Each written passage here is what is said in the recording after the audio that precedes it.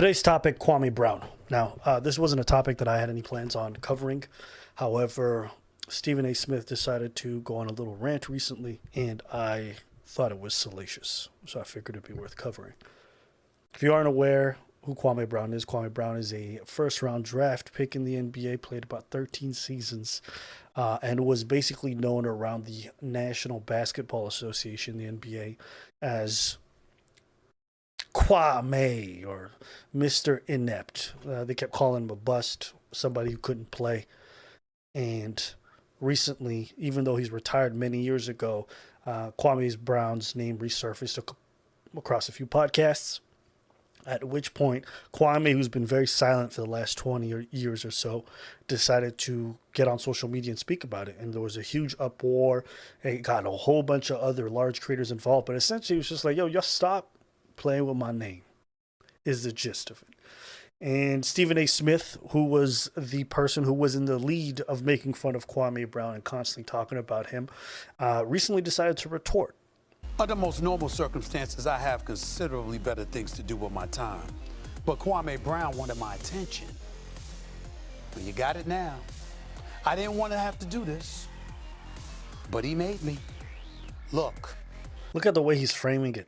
He's framing it as if Kwame is some kind of fly who's bothering him. There's a certain arrogance to Stephen A. Smith in this kind of scenario where he doesn't even consider the fact that he could be wrong. So already the framing of this conversation is really going south.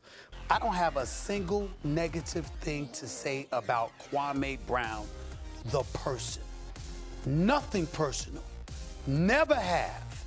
And no one out here has been attacking him personally either. That includes Gilbert Arenas, who did not attack him personally. It includes Steven Jackson, who did not attack him personally. It doesn't include Charlamagne the God either.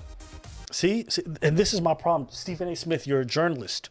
Do a bit of research. You would know that Charlamagne went out of his way to dox Kwame. Charlamagne got on the Breakfast Club and apologized because he realized that his attack got personal. I want to apologize to Kwame Brown and Kwame Brown's family. I revealed too much information about that man's family, and even though all that stuff is public record, some things just don't need to be said on the radio, and they definitely don't need to be said by me, because the conversation didn't even have to go there. The conversation should have been about basketball. Yes, leave Kwame Brown alone, because he achieved a goal and a dream that 1.3% of NCAA seniors will achieve, and 0.03% of high school seniors. You know how much small a number that is?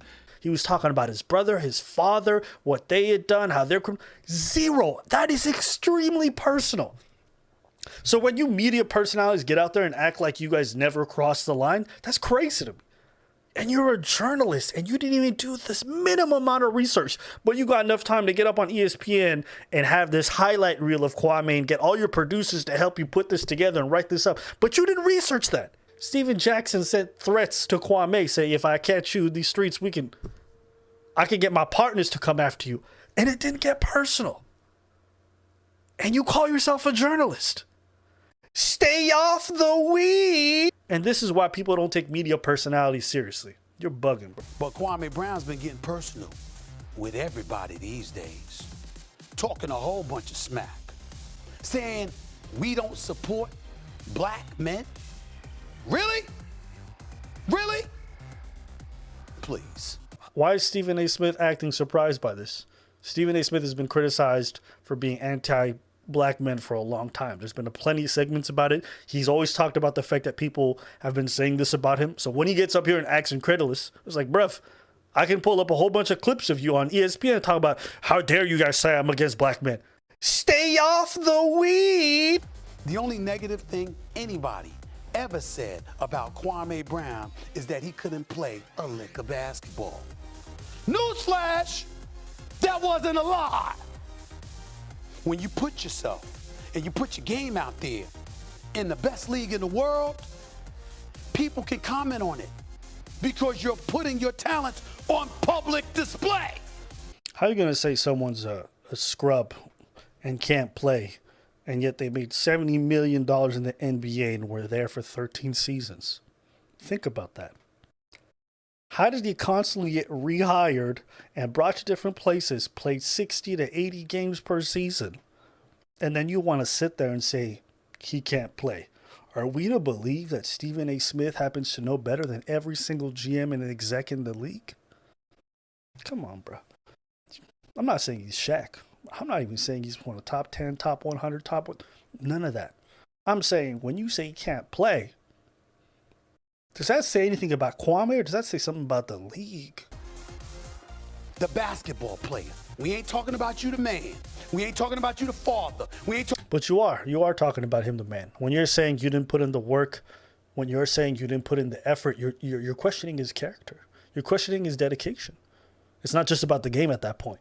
You're questioning someone's work ethic. It becomes a lot more than just that.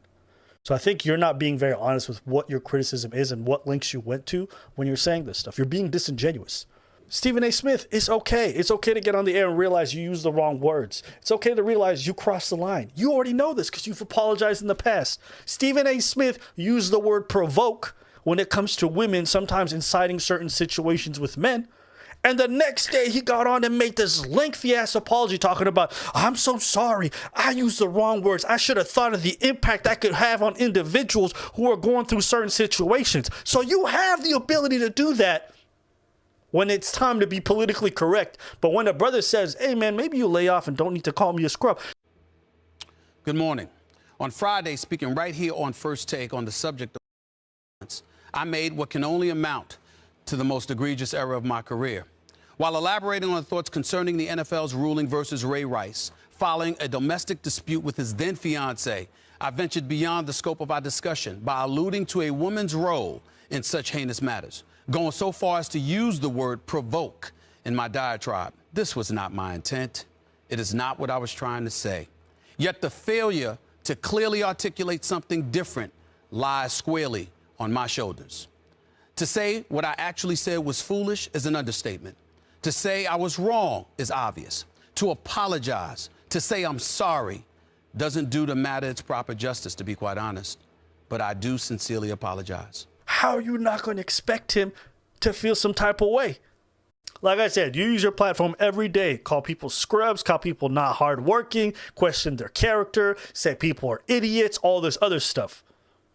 But now, when people start to get a little bit personal with you, you're not a fan of it. And I'm not saying I endorse everything Kwame said. I definitely think he crossed a few lines. I agree.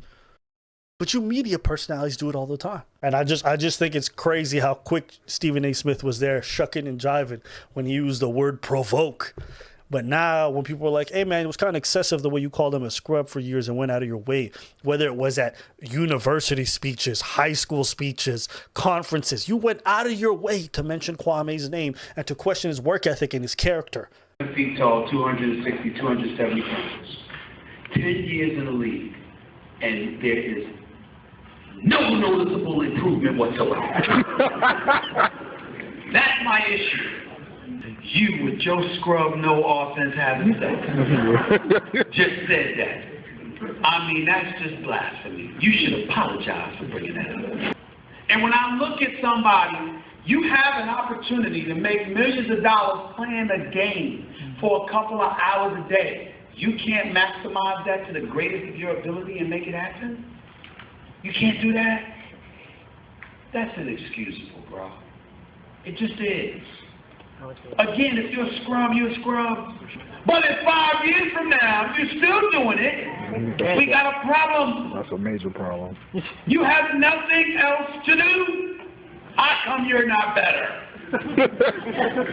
How are you in the league for 10 years and you're still the same scrub you were in 2001? I have a problem with that. Before Kwame Brown got traded, I went to a Lakers game at the Staples Center. And there was a moment where they were up comfortably. So Phil Jackson decides to call Kwame Brown's number on 5 consecutive plays. That doesn't happen. Kobe doesn't get his name called on 5 consecutive offensive plays. He did that for Kwame Brown. First play, he bounced it off his foot. Turnover. Second play, turn around jump shot. Air ball. Third play, he got stripped. And then he got moved. Fourth play, jump hook. Air ball. Fifth play, he just gave it up to the referee like he knew he was going to turn. Kwame Brown. He's no Kwame Brown. You didn't see anything wrong with all of that. Nothing. But you used the word provoke and you got on an apology tour. So when people call you a sellout, Stephen A. Smith, understand where it comes from. I'm disappointed in a lot of what I'm seeing right now. I feel like as black folks, we often legislate and we handle all of our business online and social platforms. It's just unfortunate. Sometimes it's necessary, but I'm just not a fan of it. It just seems like drama. You know what I mean?